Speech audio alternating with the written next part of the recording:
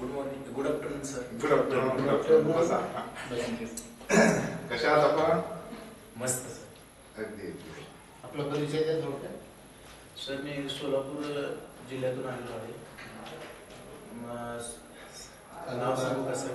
नाव न सांगता परिचय. हो सर, मी सोलापूर जिल्ह्यातून आलेलो आहे, तालुका उत्तर सोलापूर, जो की सोलापूर शहरमध्येच राहतो मी सध्या. ओके.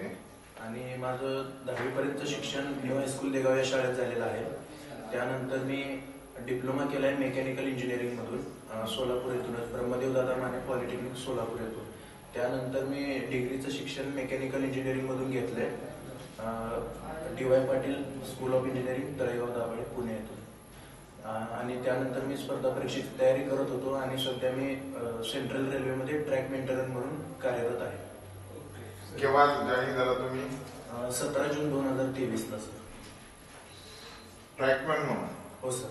कोणती पोस्ट? ग्रुप डी ची का? ग्रुप डी ची पोस्ट आहे सर. आता तुम्ही ग्रुप डी ला तुम्ही जॉईनिंग झाला तर तुम्ही ते जॉब कंटिन्यू करू शकतात? इकडे काय यायचंय तुम्हाला तो सोडून? हा सर. सर मला PSI व्हायचं होतं, पण घरची परिस्थिती आणि सेल्फ डिपेंडंट होण्यासाठी मी स्वतः तो जॉब स्वीकारला आहे सर. पण जर माझं PSI पदासाठी सिलेक्शन झालं तर मी त्या पदाचा राजीनामा देऊन PSI जॉईन करणार आहे सर. बरं. कट ऑफ पेक्षा किती लीड आहे आपलं? सर 8 मार्काची लीड आहे मला सर. ठीक आहे.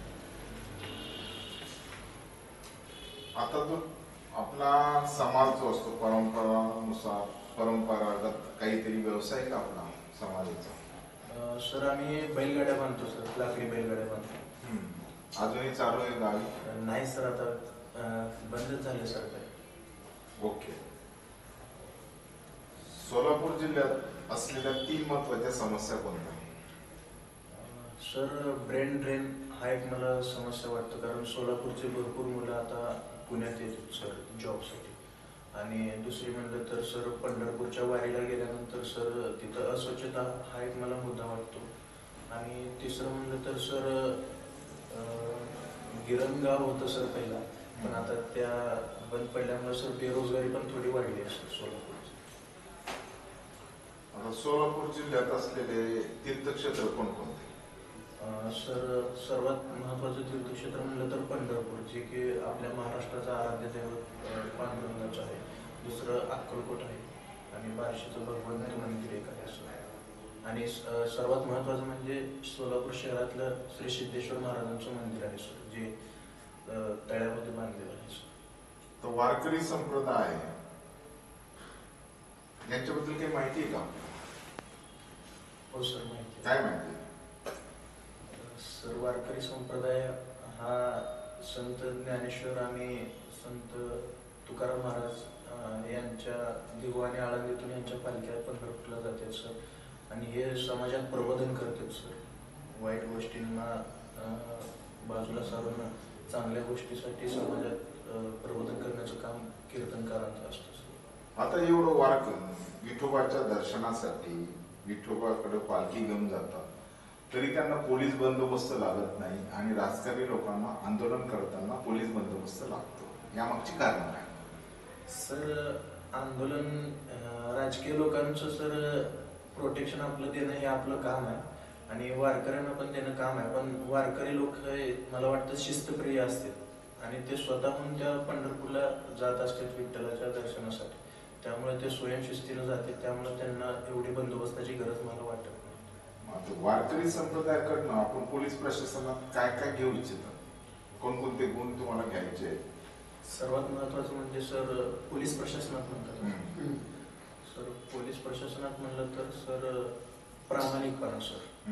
आणि जर एखादा अधिकारी भ्रष्ट असेल तर त्यांना वारकरी संप्रदायाकडनं काय घेणार तुम्ही? हा माझा प्रश्न. सर प्रामाणिकपणा सर. ओके. आणि शिस्त पण घेण्यासारखी असं. समाधानी असणं हा गुण नाही का? समाधानी असणं. वारकरी संप्रदाय हा समाधानी असतो. हो सर. नाही सर, सगळ्यात चांगली क्वालिटी आहे सर मला वाटतं समाधानी राहणं. म्हणजे पोलीस प्रशासन मध्ये कर्मचारी अधिकारी समाधानी नसतात. हो सर. या मताशी सहमत आहेत का तुम्ही? सर थोड्या प्रमाणात काही लोक असमाधानी असतात सर. हा. आणि ज्यांना आपल्या तर सरकार जो पगार देतो ज्या कामासाठी त्या पगारात त्याने आपल्या गरजा कमी करतात आणि त्यातच समाधानी राहते. असे पण काही उदाहरणं आहेत सर. हायरार्की बद्दल सांगा, कॉन्स्टेबल ते एसपी पर्यंतची hierarchy. Sir constable, head constable, ASI, PSI, API, PI, DYSP, SP. कोणत्या राज्यामध्ये सर्वात जास्त महिलांविरुद्ध गुन्हे करताना दिसतात? सर महाराष्ट्र असं मला वाटतं सर. सध्या मी वाचल्यासारखं वाटतं पण नक्की आठवत नाही सर. नाही माहिती. सर वाचले पण सध्या आठवत नाही. लिंगोत्तर प्रमाण जर बघितलं तर हरियाणामध्ये काय परिस्थिती आहे?